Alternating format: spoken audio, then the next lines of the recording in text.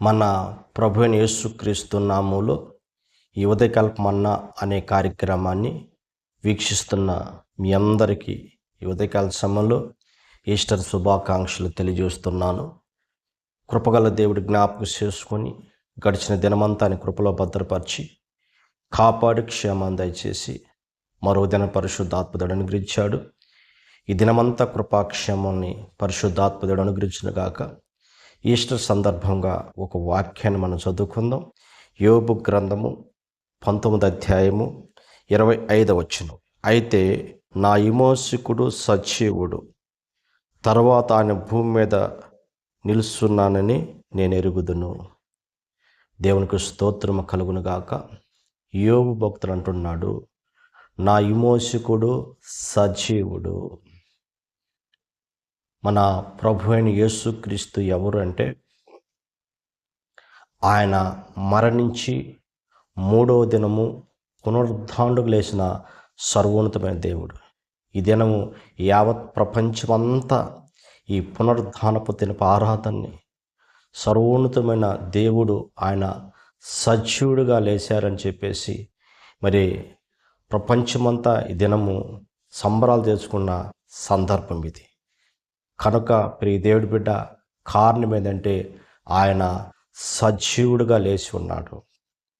కనుక ఇక్కడ యోబు భక్తుడు కూడా అంటున్నాడు, నా విమోచకుడు సజీవుడు.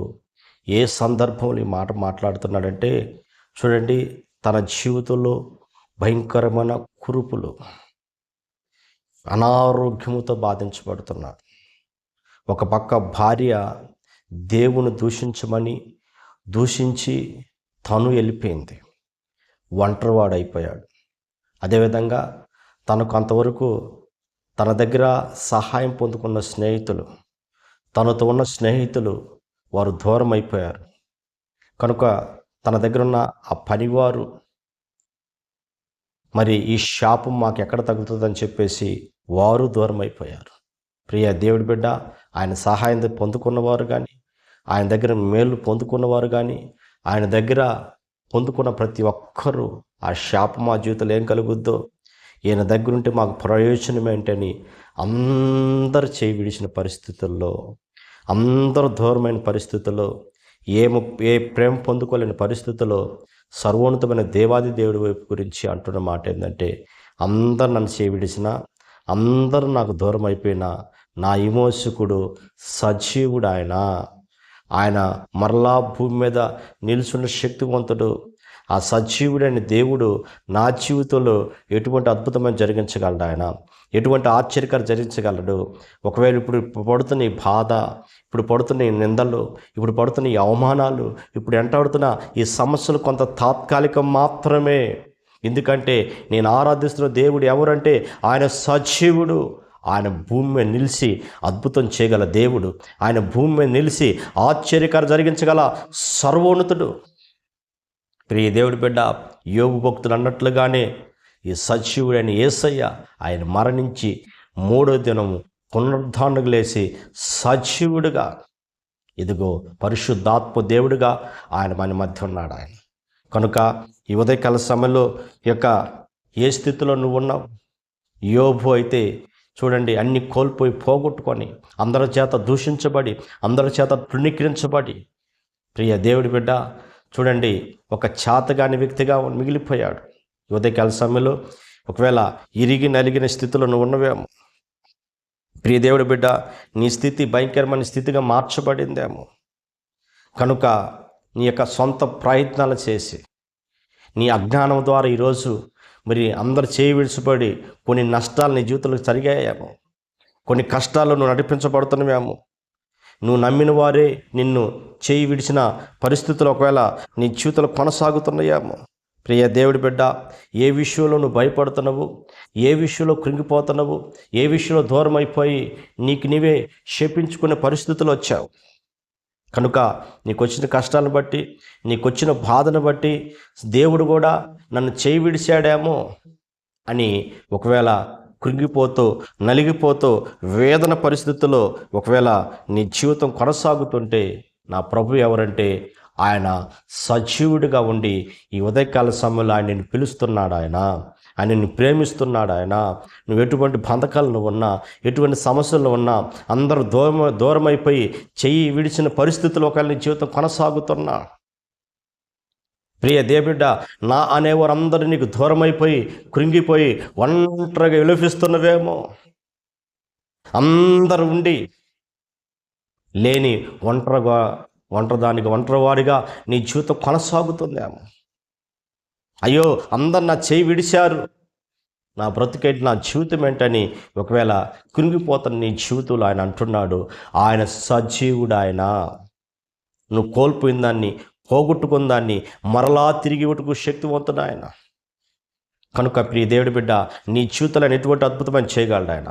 నీ జీవితంలో ఎటువంటి అయినా ఆశ్చర్యకరం జరిగించుటకు ఆయన శక్తివంతమైన దేవుడు. ఎందుకంటే ఆయన బ్రతికున్నాడు, సజీవుడుగా ఉన్నాడు. ఆయన నువ్వు పెడుతున్న కన్నీటిని చూస్తున్నాడు, నీ ఒంటరి స్థితిని చూస్తున్నాడు, నువ్వు కోల్పోయి పోగొట్టుకున్న స్థితిని నా ప్రభు చూస్తున్నాడు. ఆయన చూస్తూ మౌనంగా ఉండేవాడు కాదు. ఆయన నీ గొప్ప సహాయం అనుగ్రహించుటకు ఆయన సజీవుడుగా, ఇదిగో నువ్వు కన్నీరు పెడుతూ విలిపిస్తున్నా నీ ఎదుట నా ప్రభు నిలిచి ఉన్నాడు. ఆయన ఈ ఉదయకాల సమయంలో ఎటువంటి వేదనతో ఉన్నవో, ఎటువంటి ఇదిగో కన్నీటితో ఉన్నవో, ఎటువంటి దుఃఖముతో నీ జీవితం కొనసాగుతుందో, నలుగురి మధ్య సంతోషం కనిపిస్తున్నావు కానీ ఏదో ఒక వేదన నీ జీవితాన్ని కట్టిపడేసిందేమో. అనేక కట్ల చేత, బంధకాల చేత నుంచి బయటపడలేక నోటిన నవ్వులేని పరిస్థితుల్లో ఒకవేళ నీ జీవితం కొనసాగుతుందేమో. నా ప్రభు ఎవరంటే ఆయన సజీవుడు. ఆయన్ని సహాయం చేయగల దేవుడు ఆయన, నీ నడిపించగల దేవుడు ఆయన, నీ ప్రార్థనకి జవాబు దయచేసే దేవుడు ఆయన. కనుక ఉదయకాల సమయంలో ఎలాంటి వేదనతో నీ జీవితం కొనసాగుతుందో, ఎలాంటి స్థితిలో నీ జీవితం కొనసాగుతుందో, ప్రియ దేవుడి బిడ్డ, ఎలాంటి బాధల్లో, నిందల్లో, అవమానాల మధ్య నీ జీవితం కొనసాగుతుందో, దీనంతటి కారణం నేనే, నాకై నేనే ఇలాంటి స్థితిని నేను తెచ్చుకున్నాను, నా బ్రతికి ఇలా అయిపోయింది, ఎందుకు నేను బ్రతకడం, చనిపోతే మేలనే ఆలోచన కలిగి ఉన్నవేమో. భయపడవద్దు. సజీవుడు నీకు మంచి మార్గం చూపించగల దేవుడు, నీ స్థితిని మార్చగల దేవుడు, నీ పరిస్థితిని మార్చగల సర్వోన్నతుడైన ఆయన. కనుక నువ్వు ఎలాంటి స్థితులను ఉన్నా, ఎలాంటి పరిస్థితులను కృంగిపోతున్నా, నా విమోచకుడు ఎవరు అంటే ఆయన సజీవుడుగా ఉన్నాడు. చూడండి, సజీవుడైన యేసయ్య, చూడండి యోబు జీవితంలో చేసిన కార్యం ఏంటి మనం గమనించినప్పుడు, అన్ని కోల్పోయాడు కదండి, అన్ని పోగొట్టుకున్నారు కదా, స్నేహితులు దూరం అయిపోయారు కదా, బంధువులు దూరం అయిపోయారు కదా, పనివారు దూరం అయిపోయారు కదా. ప్రియ దేవుడి బిడ్డ, ఆయన దగ్గర సహాయం పొందుకున్న వారందరూ దూరం అయిపోయారు కదా, ఒంటరివాడైపోయాడు కదా. ఈ సజీవుడైన నా యేసయ్య మౌనంగా లేడు కానీ ఏదైతే కోల్పోయిందో, ఏదైతే పోగొట్టుకున్నాడో తిరిగి 2 పార్లు ఆశీర్వాదాన్ని తనకు అనుగ్రహించాడు. దానికి స్తోత్రం కలుగును గాక. ఏదైతే కోల్పోయాడో, ఏదైతే పోగొట్టుకున్నాడో 2 పార్లు ఆశీర్వాదం తన జీవితంలో కలిగి అయింది. ప్రియ దేవుడి బిడ్డ, ఏ బంధువులైతే దూరం అయిపోయారో, ఏ రక్త సంబంధులు అయితే దూరం అయిపోయారో, ఏ స్నేహితులైతే దూరం అయిపోయారో, ఎవరైతే అతని మీద ముమ్మూసి రకరకాల నిందించి అవమానించి రకరకాల మాటలు మాట్లాడినారో, ఒకరోజు వారందరూ యోబు దగ్గర బహుమతులు తీసుకొచ్చారు. ఈ ఉదయకాల సమయంలో ఒకవేళ అంత అయిపోయింది, నా జీవితము అంత పాడైపోయింది, నా బ్రతుకు నేనే నాశనం చేసుకున్నాను, నా జీవితాన్ని నేనే నాశనం చేసుకున్నాను, ఇక నాకు జీవితం లేదు, నాకు బ్రతికే అర్హత నాకు లేదు, నేను నమ్మిన వారు నన్ను మోసం చేశారు, ఇదిగో నేను అన్ని కోల్పోయాను, ఆర్థికంగాను, ఆరోగ్యపరంగాను, శారీరక అన్ని విషయాలు నేను నష్టపోయాను. ఈ అవమానాలు నేను భరించలేను, ఈ నిందలు నేను భరించలేను, నా బ్రతుకు అయిపోయింది, ఇంతటితో నా జీవితము అయిపోయిందని చెప్పేసి నిరాశ మధ్యలో ఒకవేళ జీవితం కొనసాగుతుందేమో, బ్రతకాలని ఆశ లేని జీవితంలో ఉందేమో. ప్రియ దేవుడి బిడ్డ, నా దేవుడు నీ జీవితాన్ని ఒక ఆశీర్వాదంగా మార్చగల దేవుడు, నీ జీవితాన్ని ఒక దీవెనకరంగా మార్చగల దేవుడు.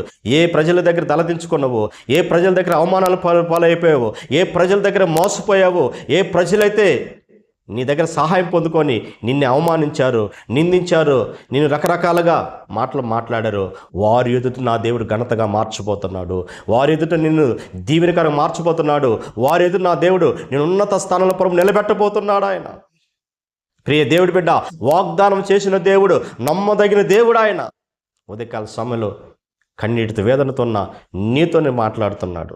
ఇదిగో సంతోషించు, ఈ పండగ దినను సంతోషించు, ఆనందించు. సజీవుడిని యేసయ్య ఇక మీద నిన్ను ఆశీర్వాదకరంగాను దీవెనకరంగా నా ప్రభు మార్చబోతున్నాడు. ప్రార్థన చేసుకుందాం. సర్వాధికారి ఆశ్చర్యకర్త స్తోత్రమయ్యా, నీవు ప్రభా మా విమోచకుడు, సజీవుడు అంటు ప్రభా. అయ్యా స్తోత్రమయ్యా, నువ్వు మరణించి మూడవ దినము పునరుద్ధానుకు లేచిన దేవానికి స్తోత్రాలు స్వామి. యేసయ్యా, నీ పునరుద్ధానపు దీవెనలో ఆశీర్వాదాలతో మమ్మల్ని నింపమని అడుగుతున్న ప్రభు, నీకే స్తోత్రమయ్యా. ఎవరైతే కోల్పోయి అన్ని పోగొట్టుకొని నిరాశ మధ్య నా తండ్రికి స్తోత్రాలయ్యా, జీవితాన్ని కొనసాగుతున్న వారి జీవితంలో గొప్ప ఆశీర్వాదాలతో మేలులతో నింపి నీ నామాన్ని ఘనపరచుకోమని యేసు నామములో అడుగుతున్న పరమ తండ్రి. ఆమేన్.